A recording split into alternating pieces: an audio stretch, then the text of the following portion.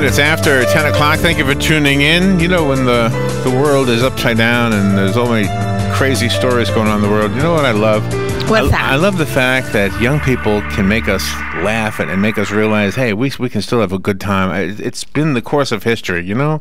Oh, it seems like there's always either a musical group or a comedy group or somebody out there that just makes us, gives us a little bit of a lighter look at life. You and I wrote and published a book called The Gift of the Barking Frog, and when we got it back from the publisher, they had edited it to correct it to say The Gift of the Barking Dog. Yes. And we had to say, no, it is frog. So the book we're going to talk about is called The Amazing Book Is Not on Fire. And I thought, I wonder when they got it back, did somebody try to change it to This Amazing Book Is Not on Fire? Yeah. And Dan Howell and Phil Lester, we just became familiar with you because of this interview. We were watching some of your videos on YouTube, which is apparently where you got your fame from. And Robin told me you just landed in New York, so welcome to America. And they've had waffles from the waffle truck. Yay. Oh, really? It's wonderful. Those waffles are the best. Dan Howell is Dan Not on Fire, and Phil Lester is The Amazing Phil. Good morning, guys. How you doing?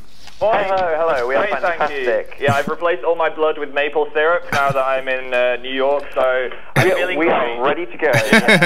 It's not really maple syrup. It is that corn stuff. I can't remember what they call it now. But anyway. I'm not even sure what it is, but it's delicious. Whatever it was. Have a look at it. So you know what I love about you two is the fact that you've taken the technology that's available. You didn't wait for some producer or director to say, "Here's your opportunity." You made your own opportunity with what's available. YouTube.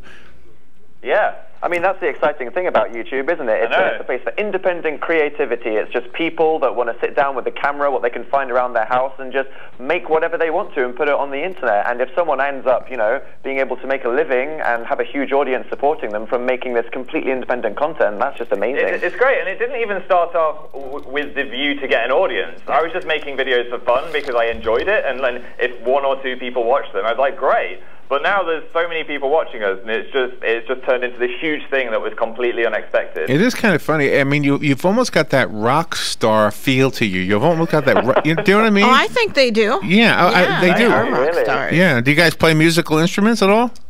I can play the piano and the drums. Yeah, I'm the most uncoordinated person ever, so if you... You've quite a good baritone voice, though, Phil.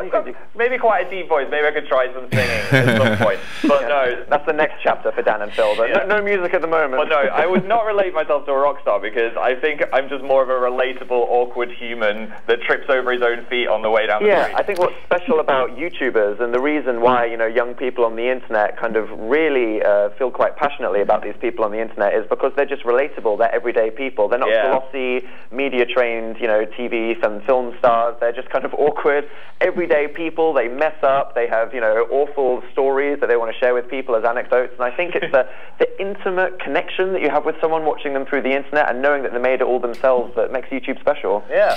And you guys met One Direction.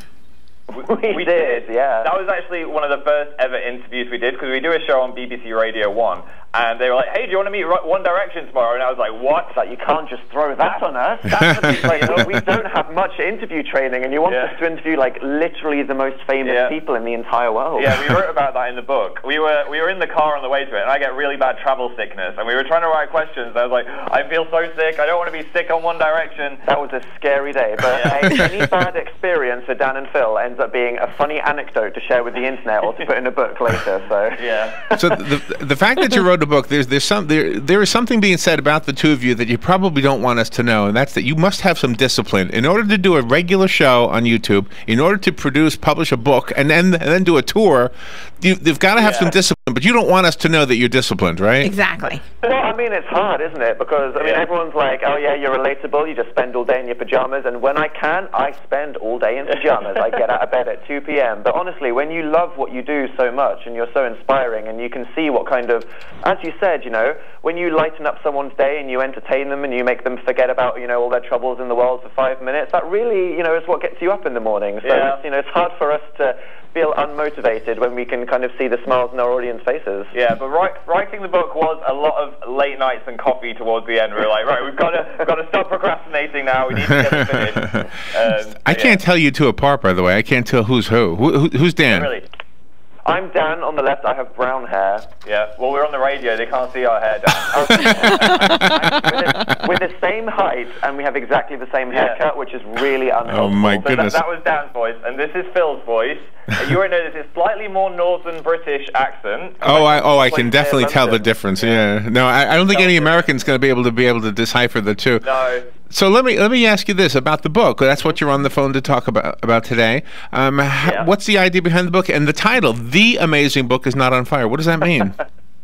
Well, it comes from our YouTube username. So I'm Amazing Phil, and Dan is Not on Fire, which was a name that I made when I was 13. Yeah. You know those like embarrassing old Yahoo email addresses we all have? Yeah. Right. Kind of like, cutekitten23@yahoo.com or whatever. I think you all have those. That became my brand forever. So, any young people out there, be really careful what you sign up as your username. You're stuck with it forever. So we just combined our usernames and thought, there we go, there's the title of the book. And it's basically chronicling everything we've done on YouTube and also how we got there, all our time before that, like awkward stories from our times at university and high school. Wow. And then also advice for if people want to make their own YouTube videos as well. So it says you have over 8 million viewers. Now you have 8,000,002 because Robin and I just became subscribers. Thank you guys.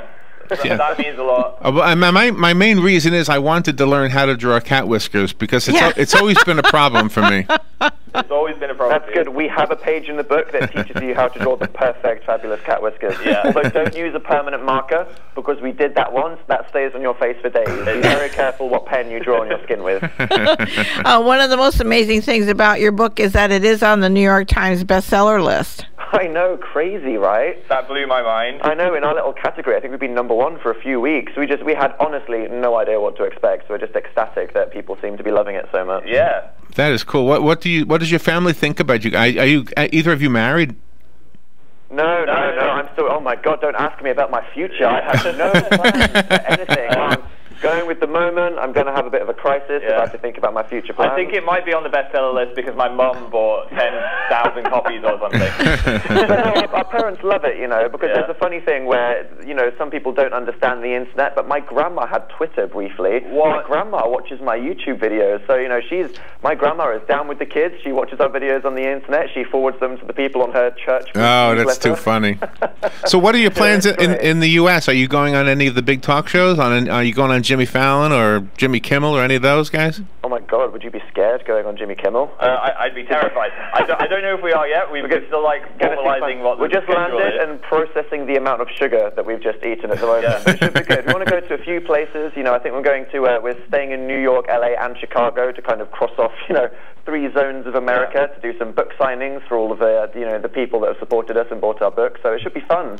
There should be some topless women in Times Square about now. There was a story this morning in the news. Really? So yeah. So okay. So if we're walking past, that's when I was your age, there were lots of topless women in Times Square, but they were behind doors.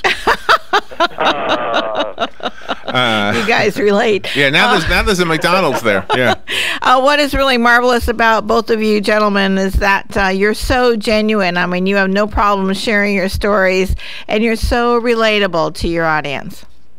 Oh, thanks. Yeah, I think that's what helps, isn't it? That people just feel like they can relate to us when they're watching our videos and reading the book. There's a lot of pressure on social media to make it look like you're really perfect and have this perfect life and you have no flaws. But I think what YouTube has shown is that if you actually open up about with the things that you struggle with, about the things that good and aren't good, the people really like that. The more honest and open you are about the things that we can all relate to, I think you have a more intimate connection with people, and that's what people really appreciate. Well, you guys have really brightened our morning, and I know you're brightening the morning of 8 million plus people that subscribe to you. Phil Lester, Dan Howell, thank you guys for being on there. Be safe in America, and definitely come back. The website. How do we get the book? Well, it should be in all good bookstores like Barnes & Noble and all the places around the country, or you could go to danandphilbook.com and it'll tell you a list of all the physical and online retailers where you can get it from. So thank you very much. Thanks very much, guys. Thank you. Have fun. We'll take a break. We'll be right back.